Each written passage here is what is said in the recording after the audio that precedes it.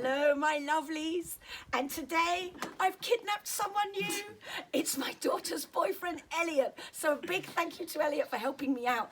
My son Charles is having a little break today. I called him and he went and hid. So lovely Elliot, anyone who stands still long enough in my home or near the chalet either gets put into food or they get massaged. And Elliot has opted for a massage with a lovely dinner for later, just to bribe him. Anyway, we all get in this state of fight or flight sometimes, don't we? And actually, there have been lots of studies done over about 30 years. Dr. Lloyd is one of the leading names in this field. And in 30 years, when they tested heart variability testing on people who said that they weren't under any physiological stress, 90% of them were.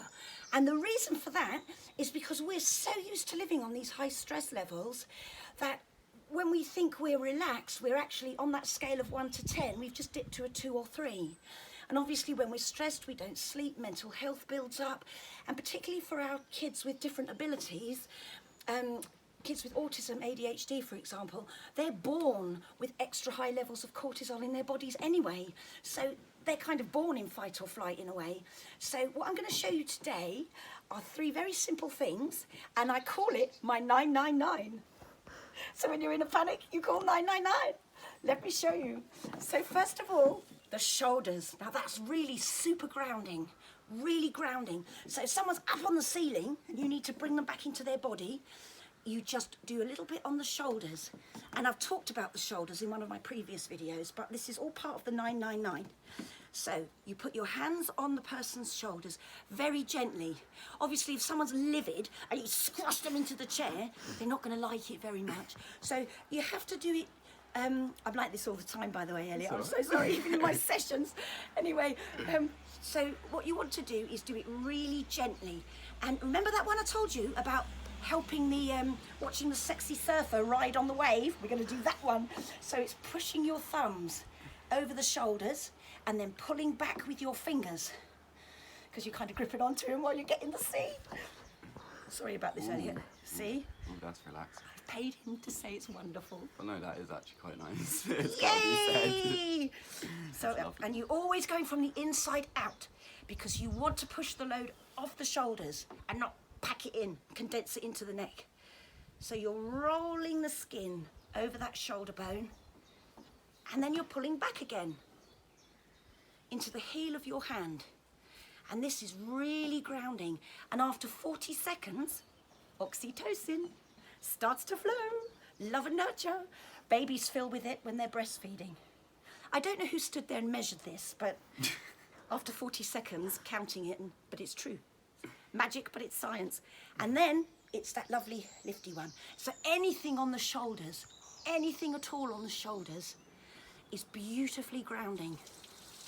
If you've got somebody who is really, really angry and they're going, don't touch me, don't touch me, or it's a non-verbal person who is obviously in a real state, if you just stand near them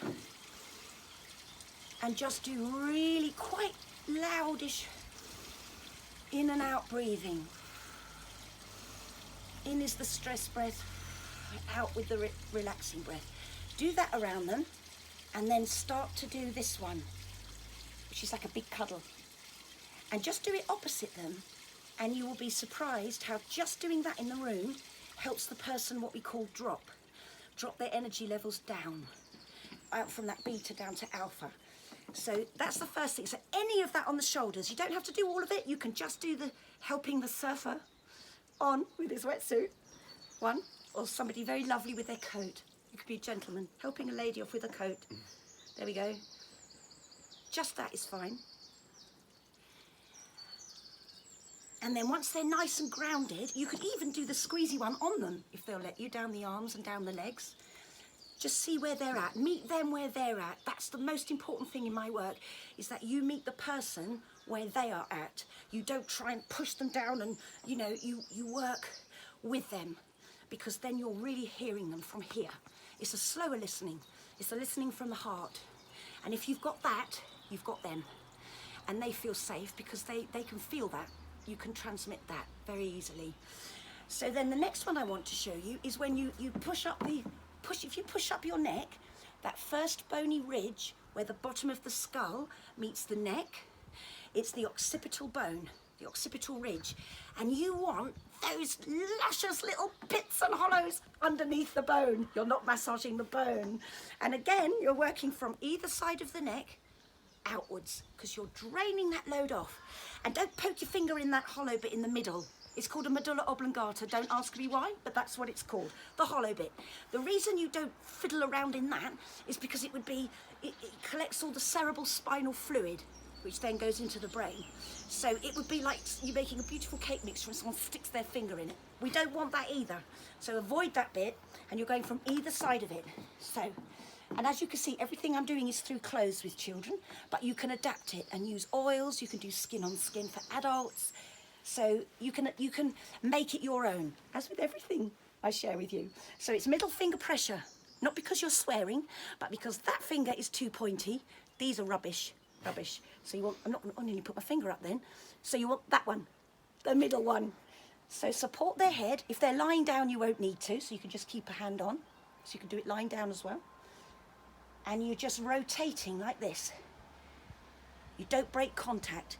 And if any part under that occipital ridge feels tight, you don't jam your finger in and, you know, send them flying. You just do it very, very gently, but spend more time on that.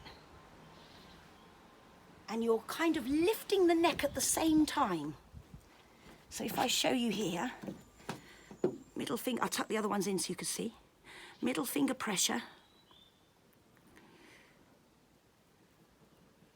And you go all the way out to behind the ear. And actually there's that bit behind the ear is really hard, and it's a sinus point. So if somebody's really blocked up, or they've been crying and they're, you know how you can get a bit of a runny nose when you cry sometimes. This will really help. So it's literally, and I go back to that little bit at the medulla oblongata, and then I work outwards again.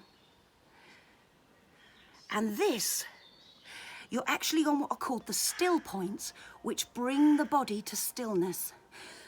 You've also got the beginning of the vagus nerve there, which lowers heart rate and blood pressure, which is why it's part of my 999. Okay, I'm going to show you one last thing.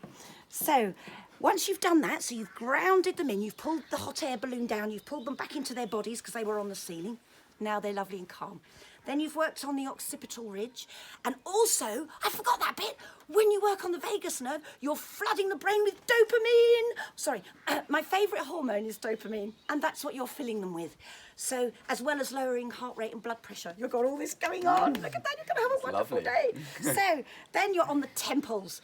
And if you remember from a previous video, I said to you about how dopamine, my favourite one, the pleasure hormone, travels up the sides of the head and gets stored in the pituitary gland, and this is where you access it through massage.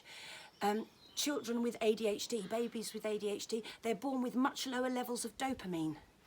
So actually a child with ADHD is not willful. I hate it when it's called behavioural or conduct disorders. It's not. It's a different wiring of the brain. So this is how you can naturally stimulate it. You've also got the other three main happy hormones and coping chemicals, which are actually made and stored in the pituitary. So oxytocin, love and nurture, serotonin, happiness, chocolate without the dimples on your thighs, and endorphins. Endorphins, we all love those. So here we go. You can either keep you can do the palms over the temples and do it like this, and really move the skin. Obviously, if their eyes are watering, and you know, about 3 inches wide, you're doing it a bit too hard. So you just need to just take it easy, you know, because this is a very tender point actually, the temples. Otherwise, if they want a little bit more pressure, you can use the pads of your fingers. So you never, ever, ever use your nails. You always use your finger pads.